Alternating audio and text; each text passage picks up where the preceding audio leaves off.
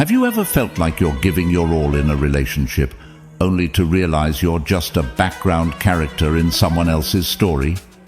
It's a painful truth many of us face, yet we often brush it aside, telling ourselves it's just how things are. But here's the reality check. It shouldn't be this way. You're not a convenience, a stepping stone, or a temporary fix for someone's needs.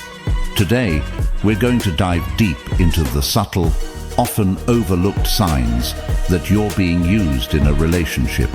This isn't just about the big betrayals.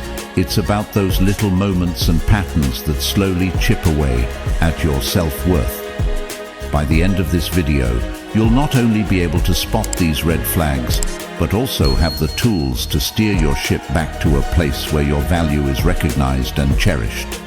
Because you deserve relationships that are genuine, reciprocal, and respectful. So, let's unravel these hidden truths together and take the first step towards transforming the way we see ourselves and our relationships. Stay with me, because what you're about to learn could be the turning point in how you navigate your connections with others. Before we dive in, I urge you to hit the like button, share this with someone who needs to hear it, and subscribe for more eye-opening content.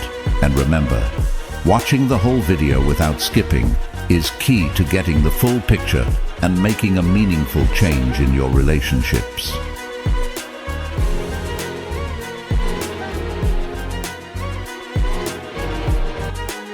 First signal: one-sided effort examined. One-sided effort in relationships is a phenomenon most of us have encountered, where we find ourselves always being the giver, the supporter, the one who's constantly reaching out. This disparity, where one person consistently makes more effort than the other, can leave you feeling unappreciated and emotionally drained. It's like you're rowing a boat alone, while the other person is just along for the ride. This situation brings to mind a powerful quote from the Stoic philosopher Seneca, who said, "We are more often frightened than hurt, and we suffer more from imagination than from reality." Sometimes we might ignore this imbalance out of fear of losing the relationship, even when it's causing us more harm than good. The one-sided effort is a clear indicator of an unbalanced relationship. Marcus Aurelius, the Roman emperor and a Stoic philosopher, once remarked, "Never value anything as profitable to your character that forces you to break your promise, to lose your self-respect, to hate, suspect, curse, act the hypocrite, desire things that require walls and curtains." This is particularly relevant when we consider the dynamics of a one-sided relationship. If you find yourself compromising your values, your dignity, and your peace of mind to maintain a relationship, it's worth questioning its value in your life. In such relationships, you're the one making all the plans, initiating communication, and often making excuses for the other person's lack of effort. This continuous give-and-take imbalance can lead to a build-up of resentment and a sense of loneliness, even when you're technically not alone. As the Greek philosopher Epictetus said, "We have 2 ears and 1 mouth, so that we can listen twice as much as we speak." In a one-sided relationship, you might find yourself doing all the talking with very little active listening or engagement from the other party. In the realm of Western psychology, this imbalance is recognized as a potential source of emotional distress. It's essential to remember that a healthy relationship involves mutual effort and reciprocation. When this balance is missing, the relationship can feel more like a burden than a source of joy and support. It's important to recognize your worth and not settle for a relationship that leaves you feeling undervalued and unappreciated. As you navigate these waters, remember that your well-being and self-respect should always be a priority. Recognizing and addressing the issue of one-sided effort is a crucial step toward healthier, more fulfilling relationships. Second signal: selective availability. Highlighted. Selective availability in relationships is a telling sign where the dynamics are skewed heavily in favor of one party. It's a situation that many of us have faced. A friend or a loved one who is always ready to receive support, but seldom available to give it. This kind of relationship echoes the words of the Stoic philosopher Seneca, who observed, "Wherever there is a human being, there is an opportunity for a kindness." However, in the case of selective availability, this opportunity seems to be a one-way street. This behavior is a reflection of a relationship where convenience outweighs genuine care and reciprocity. When someone is only present in your life when it suits them or when they stand to benefit, it points towards a lack of genuine commitment and concern. Marcus Aurelius, a figurehead in Stoic philosophy, once stated, "It's not what happens to you, but how you react to it that matters." This perspective is particularly useful here. It suggests that your response to selective availability is crucial. It's about recognizing your value and not allowing yourself to be treated as an option rather than a priority. Selective availability isn't just about physical presence. It's also about emotional availability. When you're always the one offering a listening ear or a shoulder to cry on, but find the same support missing when you need it, it's a clear indicator of imbalance. This lack of reciprocity can lead to feelings of loneliness and frustration. It's reminiscent of Epictetus's words, "We have 2 ears and 1 mouth so that we can listen twice as much as we speak." In a balanced relationship, this adage applies to both parties, but in selectively available relationships, you might find yourself perpetually on the listening end. From the perspective of Western psychology, reciprocal social support is fundamental to healthy relationships. The concept of reciprocity is deeply ingrained in human social interactions and is essential for the development of trust and emotional safety. When this reciprocity is absent, it can lead to emotional strain and a decrease in self-esteem. It is important to recognize when you are in such a dynamic and to take steps to address it. This might involve open communication about your needs and feelings, setting boundaries, or re-evaluating the relationship altogether. As you navigate these challenging situations, remember the words of Marcus Aurelius, "The best revenge is to be unlike him who performed the injustice." In other words, instead of responding with bitterness or becoming similarly unavailable, strive to uphold your values and seek relationships that are more balanced and fulfilling. Third signal, absence of genuine interest. The absence of genuine interest in a relationship is a profound issue, striking at the heart of what it means to truly connect with another person. In a genuine friendship or relationship, there's an essential two-way exchange, a mutual interest in each other's lives, emotions, and experiences. This is in stark contrast to a relationship where one party shows little to no interest in the other's life, a situation that Aristotle might have seen as a failure to achieve the friendship of the good, where mutual appreciation and virtue are key. This lack of genuine interest is often a clear sign that the relationship is more transactional than authentic. Seneca, a Stoic philosopher, might have commented on this imbalance by highlighting the importance of mutual benefit in any interaction. He believed that relationships should not be based solely on what one can gain from the other, but on mutual respect and benefit. When someone shows no interest in your personal well-being, aspirations, or struggles, it indicates a lack of empathy and a disregard for the fundamental aspects of a meaningful relationship. Plato, with his deep insights into human nature, might have seen this as a failure to recognize the form of friendship, the ideal, perfect version of it. In his view, real relationships should reflect a deeper understanding and connection between individuals.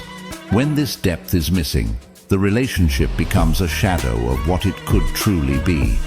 Moreover, the lack of genuine interest in someone's life can lead to feelings of isolation and insignificance. It contradicts the basic human need for connection and understanding, something Carl Jung, the Swiss psychiatrist, emphasized in his theories. Jung believed that meaningful connections with others were an essential part of individual development and self-realization. In Stoic philosophy, Epictetus stressed the importance of focusing on what is within our control and letting go of what isn't. In the context of relationships, this means recognizing when a relationship lacks genuine interest and understanding that we cannot force someone to show this interest. Instead, we should focus on cultivating relationships that are enriching and mutually supportive. Socrates, known for his method of deep questioning, might have encouraged us to question the nature of our relationships continually. Are they based on mutual respect and interest, or are they one-sided?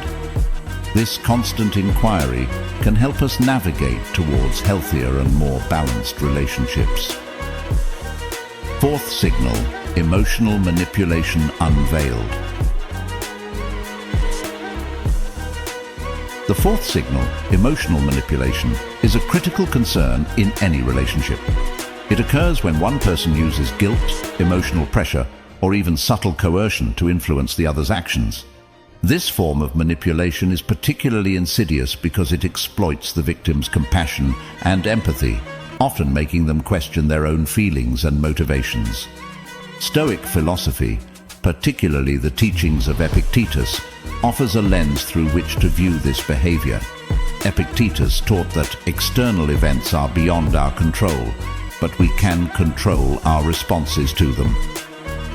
In the context of emotional manipulation, this means recognizing the manipulative behavior for what it is and choosing not to let it dictate your actions or question your self-worth. Marcus Aurelius, another Stoic philosopher, focused on the importance of acting in accordance with one's own nature and reason. When faced with emotional manipulation, it's essential to stay true to oneself rather than being swayed by someone else's attempt to exploit your emotions. Aurelius might have advised that we maintain our integrity and not allow others to disturb our inner peace. Seneca, a contemporary of Aurelius, spoke often of the tranquility of the mind.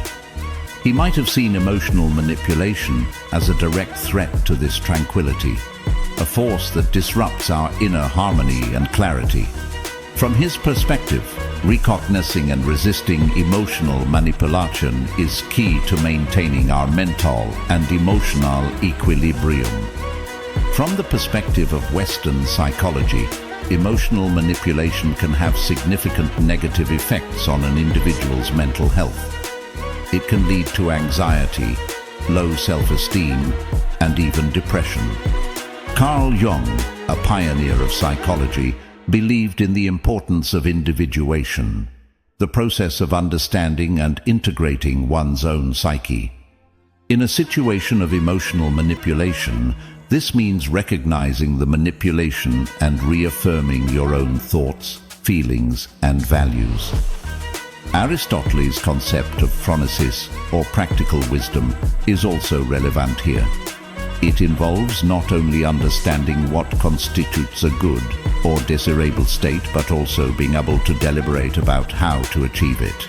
In cases of emotional manipulation, practical wisdom would involve seeing the manipulation for what it is and understanding the best way to respond or remove oneself from the situation. Plato might have viewed emotional manipulation as a corruption of the soul, a force that distorts truth and reality.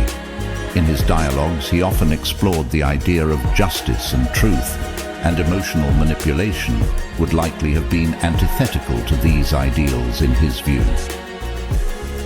Fifth signal, disregard for boundaries. The fifth signal of a problematic relationship is the disregard for boundaries, a situation where one party consistently oversteps or ignores the limits set by the other. This lack of respect for personal boundaries can manifest in various ways, constantly changing plans, expecting you to be always available, or dismissing your needs and preferences. This behavior is not only disrespectful, but also detrimental to the foundation of any healthy relationship. In the realm of Stoic philosophy, the teachings of Marcus Aurelius offer valuable insight into this issue. Aurelius emphasized the importance of respecting oneself and others.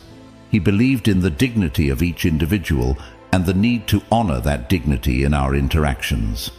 From his perspective, allowing someone to repeatedly disregard your boundaries is inconsistent with maintaining self-respect and personal integrity.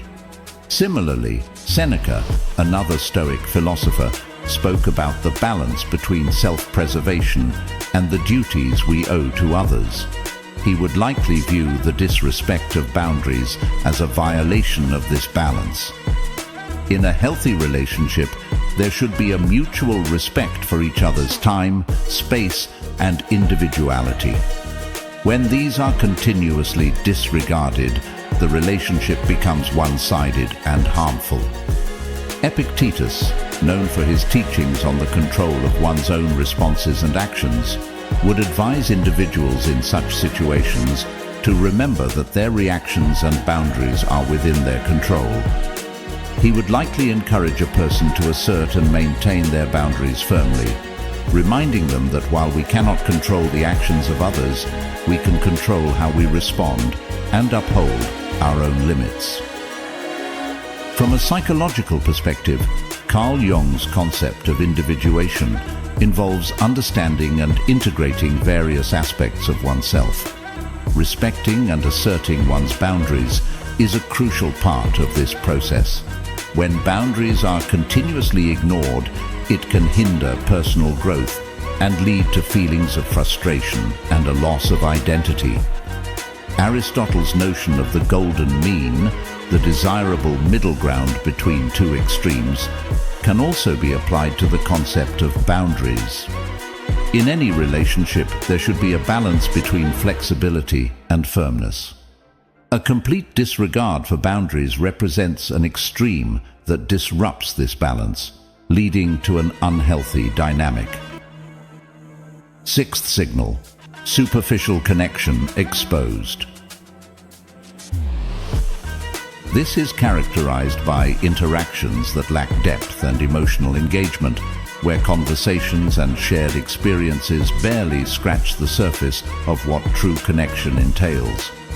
This type of relationship is marked by a persistent shallowness, where even after spending considerable time together, the parties involved don't truly know each other on a deeper, more meaningful level. From a Stoic perspective, Epictetus might comment on this by emphasizing the importance of genuine interactions in our lives. He believed that the essence of our relationships should be based on truth and sincerity. When a relationship remains superficial, it fails to align with these Stoic values of authenticity and meaningful connection. Marcus Aurelius, another Stoic philosopher, often spoke about the depth of human relations and the importance of true companionship. He would likely view a superficial connection as a missed opportunity to forge a bond that contributes to personal growth and mutual understanding. Aurelius might encourage individuals to seek relationships that go beyond the surface, ones that challenge and enrich both parties. Seneca, known for his insights into human nature, might see superficial connections as a reflection of a lack of commitment to the betterment of oneself and others. In his view, relationships should serve as a means to improve ourselves and contribute positively to the lives of others. A relationship that remains at a superficial level does not fulfill this purpose and is thus lacking in the qualities that Seneca valued. In the realm of Western philosophy, Aristotle's concept of friendship based on virtue and mutual respect contrasts sharply with superficial connections. According to Aristotle, the highest form of friendship is that which is based on the mutual appreciation of the virtues of the other person and is not merely about pleasure or utility. Superficial relationships, devoid of this depth, do not meet Aristotle's criteria for true friendship. Plato might have conceptualized superficial connections as relationships that fail to reach the world of forms, his idea of the highest and most fundamental kind of reality. In Plato's view, a relationship that doesn't strive to understand and connect with the true essence of the individuals involved is limited and unfulfilling. Carl Jung, a Swiss psychiatrist, emphasized the importance of deep, meaningful connections in his theory of individuation, the process of self-realization.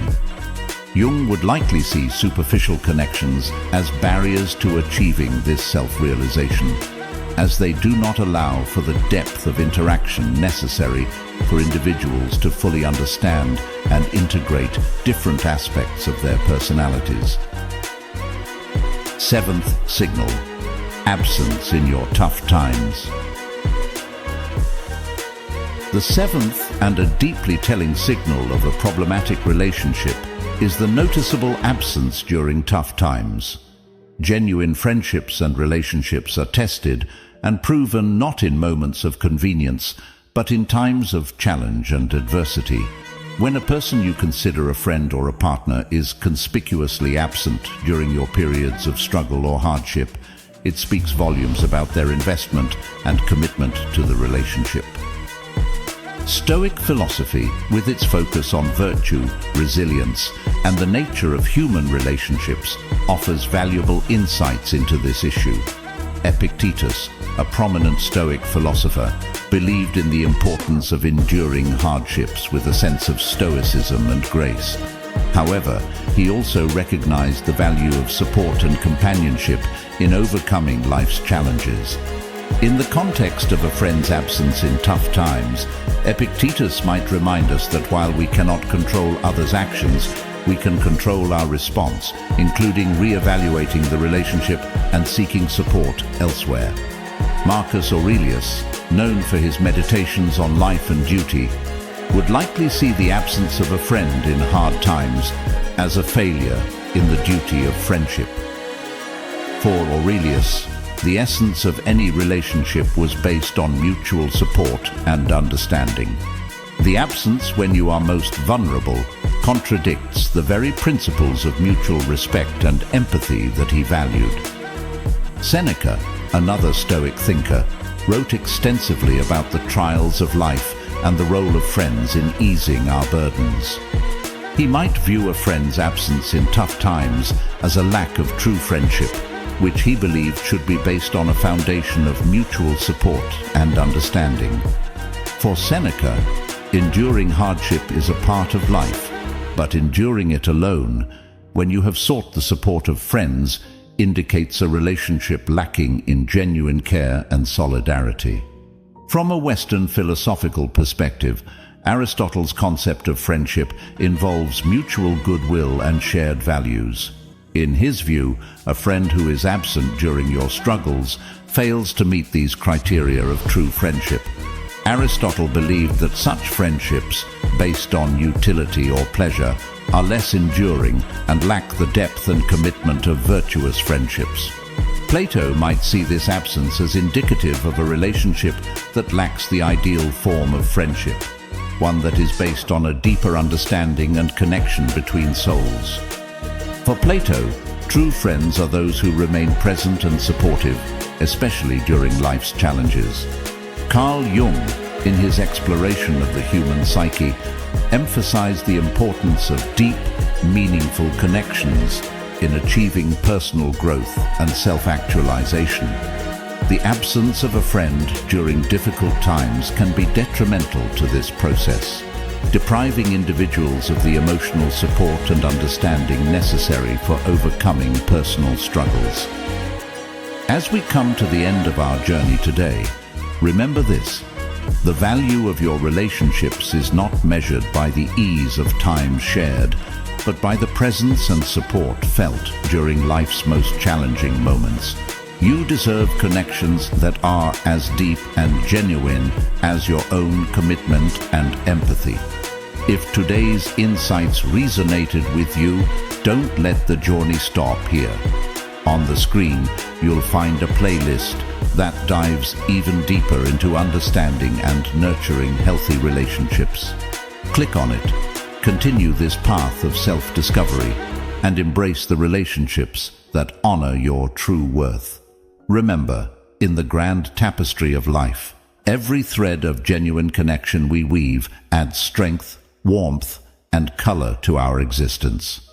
Stay true to yourself and keep seeking those connections that make life truly meaningful.